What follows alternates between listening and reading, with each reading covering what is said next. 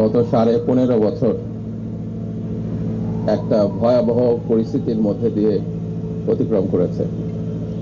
দেশে একটা ফ্যাসিবাদী শাসন প্রতিষ্ঠিত হয়েছিল, মানুষ গুম হয়েছিল, বিচার বহির্ভূত হত্যাকাণ্ডের শিকার হয়েছিল, হাজার হাজার মানুষ বন্দী হয়েছিল।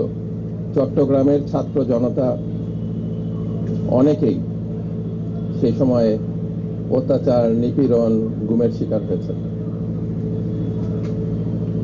কিন্তু সেই আবাবিল পাখির মতো যখন আমাদের ছাত্র সমাজ রাস্তায় নেমে আসলো, যখন বাংলাদেশের শ্রমজীবী মানুষ রাস্তায় নেমে আসলো, যখন আমাদের বোনেরা রাস্তায় নেমে আসলো, বাংলাদেশ কিন্তু পরিবর্তিত হয়েছে।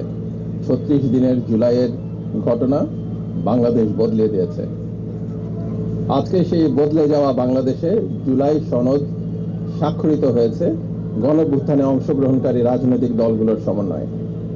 আজকে সেই জুলাই সনদকে বাস্তবায়নের জন্য গণভোট, একই সঙ্গে আমাদের জাতীয় নির্বাচন। 15 বছর তো ভোট দেওয়া যায় নাই, এমনকি স্থানীয় সরকার নির্বাচনগুলিতেও ভোট দেওয়া যায় নাই। অবস্থার পরিবর্তন করতে হবে।